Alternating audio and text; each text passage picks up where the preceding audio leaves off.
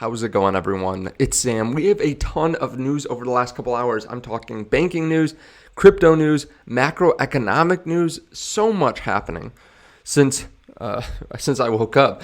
And I want to cover it all for you as quickly as possible. I will try to put timestamps underneath the video, not a ton of them, but just so that you can skip around if you want to. I would highly suggest staying through though, because all of it is really important if you're an investor. Now, I will take a second to thank NordVPN later in the video because you definitely should have them if you are an investor. Helps you protect your data, but we'll talk more about that later. If you don't mind right now, just hit the subscribe button, turn on that bell notification so you can see future videos just like this, because I do try to make them as quickly as possible after time-sensitive information has come out. We had PPI today. Yesterday we had CPI, came in lower than expected.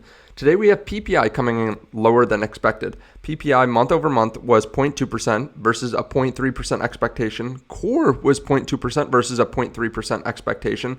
So it came in at 2.3%. The expectation was 2.4 to 2.5 depending on where you're looking. Core came in at 3.2 versus 3.3. Now look at this chart. This chart is beautiful. So this is what it looks like. The newest bar isn't on this, but you can see we were all the way up at 11.5%. Now we're much further down, 2.3%. PPI is thought of as a leading indicator as well. If producers have to pay more for goods sold by manufacturers, that means that they will pass that on to their clients, to their customers, which causes CPI or the inflation that we see to go up. So PPI leading indicator, it's really good when we see it coming down this quickly, and it came in below expectations. The market is rallying a bit.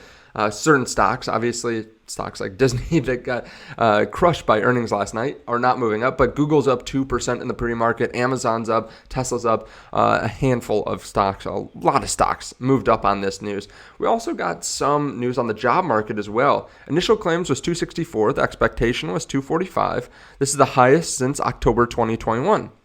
So usually, recently, jobs coming in positively has been good for the market, and the bad jobs report or initial claims has come in as a negative thing for the market. But maybe this mixed with the PPI, it's still good overall.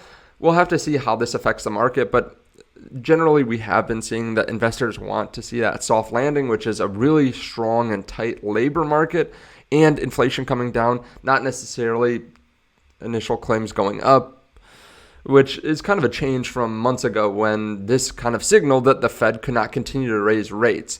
Now, I think we're at that point, though, where the Fed has pretty much increased as much as they're going to increase. Maybe there's an opportunity for them to increase 25 basis points more. I don't think that's likely, though.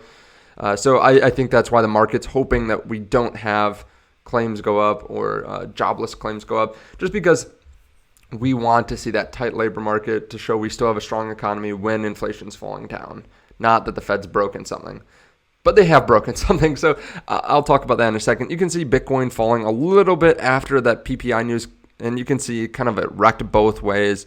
It went up and down real quick, shaking out some investors, but pretty small wick overall, I guess. $300. We've seen much larger. Even yesterday, we saw some massive moves, which we'll talk about, a $1,500 move in minutes. Over the last year, we've talked about how you need to protect yourself by using cold storage wallets.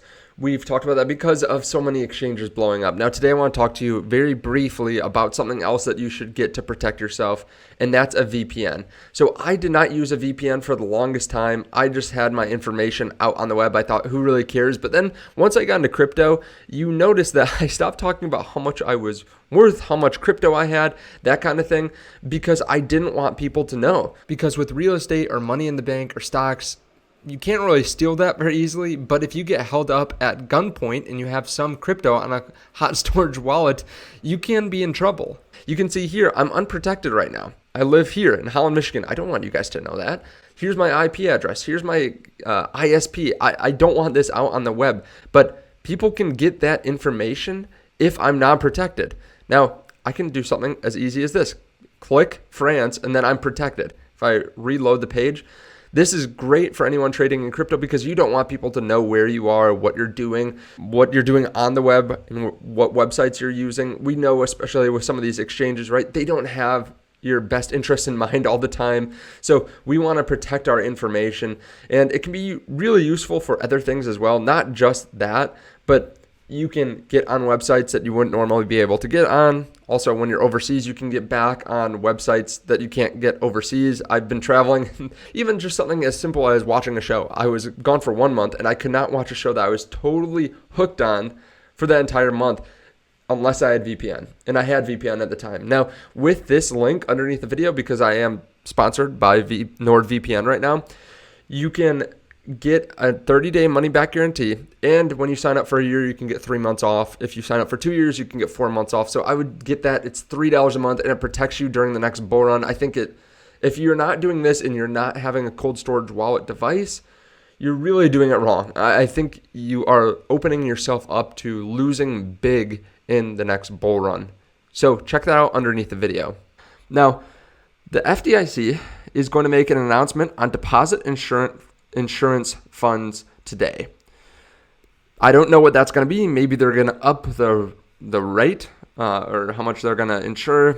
They only have so much in their reserves to be able to fund these kinds of exploding banks. So I don't know exactly what they're going to do unless they just literally get the Fed to print them money. But we'll have to see what happens next because there are banks falling. This just was announced this morning. PacWest Bancorp said deposits declined 9.5% during the week ended May 5. So imagine your bank, 10% of your deposits flow out over 5 days. The majority of that decline, so probably over 5%, occurring on May 4 and May 5 after the news reports on the afternoon of May 3. Huge outflows from PacWest. And now they're down. They're actually down more than 20% now. They were down 23% just a few minutes ago, 19% now. People are worried about these deposits. And right now, Jamie Dimon is saying commercial real estate are an issue. The loans are an issue. Commercial real estate losses may take a few more banks down. He also agreed and said that they should have to limit what kind of short selling can go on at small banks. Now, I don't know why he would say that because he's benefiting from these small banks blowing up.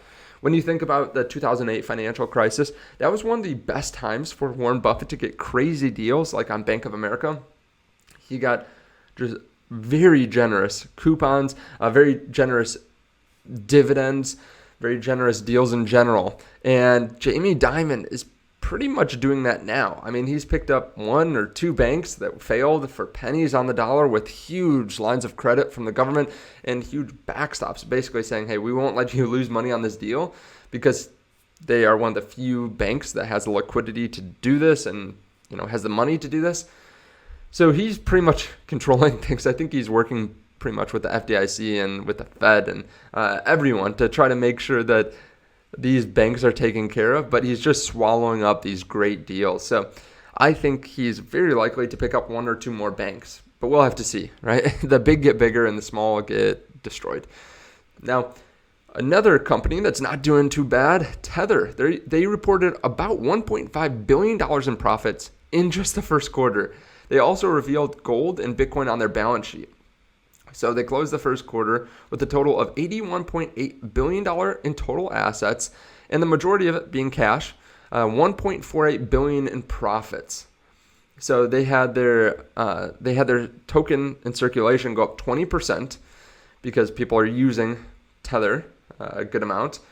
They also said that they're looking forward to Q2, and they have an extremely positive outlook and remain committed to transparency.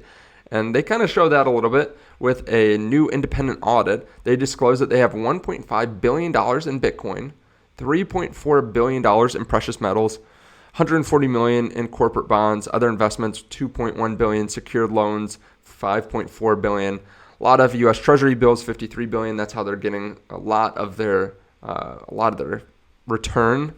This is good for crypto, I suppose. You want your stable coins to be profitable. You want the companies behind them to be profitable so that way they can actually backstop if there are a large amount of people that want their crypto back.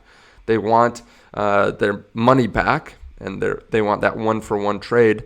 You don't want some kind of bank run that wipes out a major crypto like we've seen in the past.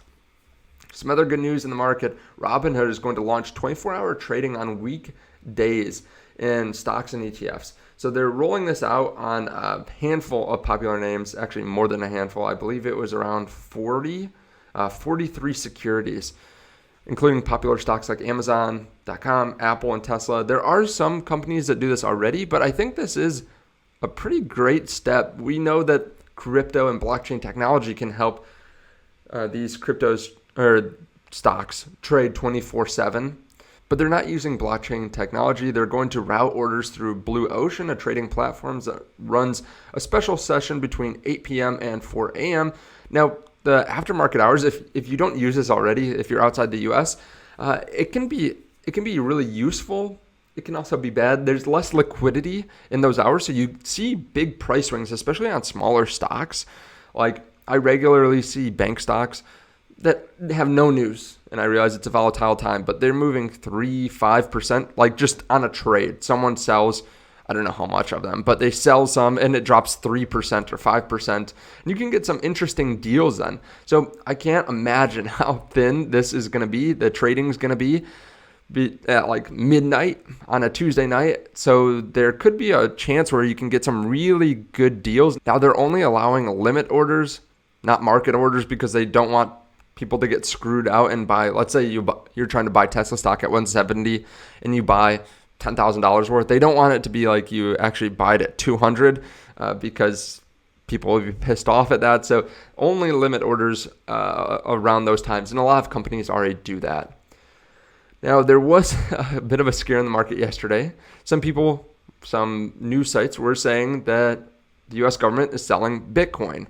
Now, at this point, it's kind of unclear. The same account that says that they were selling yesterday, a lot of people said that's false. They're not actually selling any Bitcoin.